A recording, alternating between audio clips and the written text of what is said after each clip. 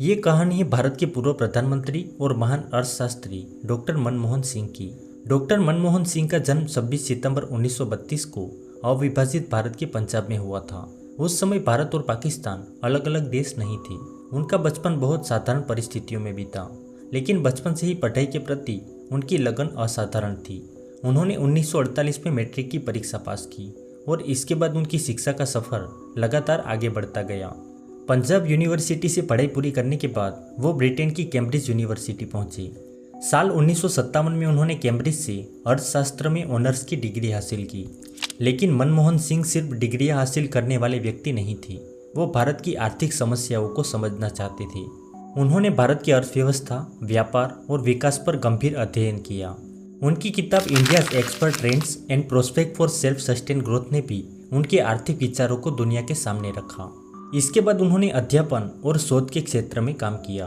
उन्होंने पंजाब यूनिवर्सिटी और Delhi school of economics में अध्यापन किया, लेकिन जल्दी ही उनकी प्रतिभा सरकार की नज़रों में आने लगी। 1970 में मनमोहन सिंह भारत सरकार के वाणिज्य मंत्रालय में आर्थिक सलाहकार बने। इसके बाद 1972 में उन्हें वित्त मंत्रालय में मुख्य आर्थिक सलाहकार बनाया गया। यहीं से उनका सरकारी प्रशासन में प्रभाव तेजी से बढ़ने लगा।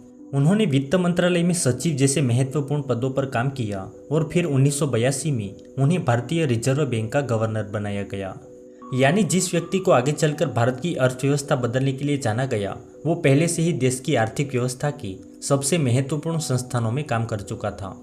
लेकिन मनमोहन सिंह की जिंदगी का सबसे बड़ा मोड़ अभी आना बाकी था। साल था 1991। भारत उस समय गंभीर आर्थिक संकट से गुजर रहा था। देश के विदेशी मुद्रा भंडार की स्थिति बेहद खराब थी। भारत के सामने आर्थिक संकट इतना गंभीर था कि देश को अपनी आर्थिक नीतियों पर पुनः विचार करना पड़ा। इसी समय केंद्र में पीवी नरसिम्हा राव की सरकार बनी और मनमोहन सिंह को वित्त मंत्री बनाया गया।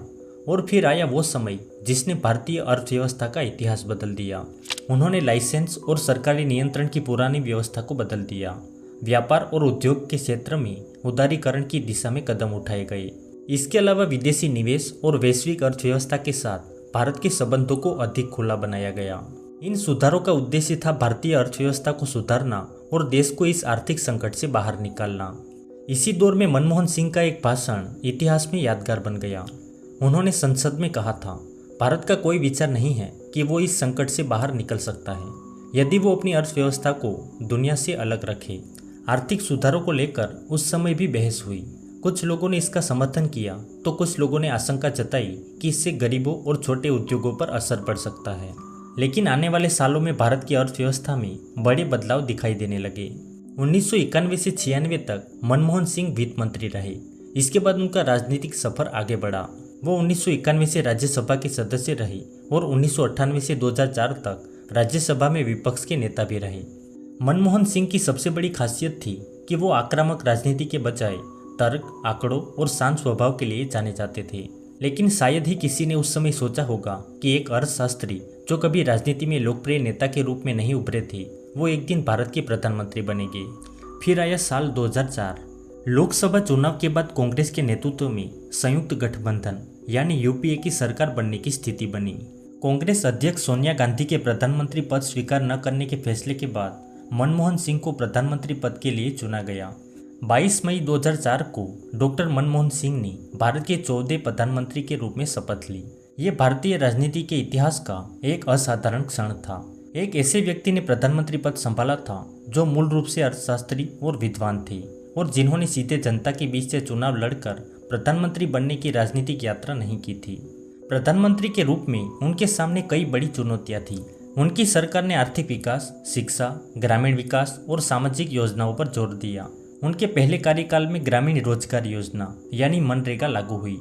शिक्षा के क्षेत्र में भी कई महत्वपूर्ण योजनाओं और संस्थागत बदलावों पर काम हुआ। लेकिन मनमोहन सिंह सरकार की सबसे बड़ी पहचान केवल आर्थिक नीतियां नहीं थी। उनके कार्यकाल में भारत और अमेरिका के संबंधों में भी बड़ा बदलाव आया। भारत अमेरिका असैन्य परमाणु समझौता उनकी सरकार की सबसे महत्वपूर्ण विदेश नीति पहलों में से एक था। इस समझौते को लेकर भारत में जबरदस्त राजनीतिक विवाद हुआ।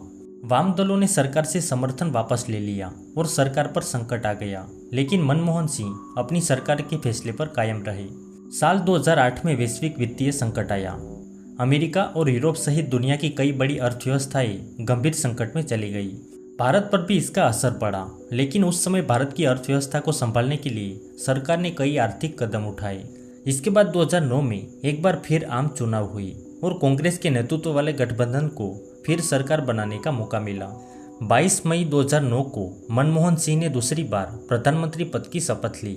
इस तरह वो जवाहरलाल नेहरू के बाद ऐसे प्रधानमंत्री बने जिन्होंने लगातार 2 कार्यकाल पूरे किए, लेकिन उनका दूसरा कार्यकाल आसान नहीं था।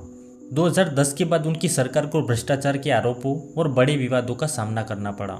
2G स्पेक्ट्रम आवंटन और कोयला ब्लॉक आवंटन जैसे मुद्दे राष्ट्रीय राजनीति में बड़े विवाद बन गए।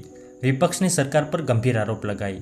सड़क से लेकर संसद तक सरकार को आलोचना का सामना करना पड़ा।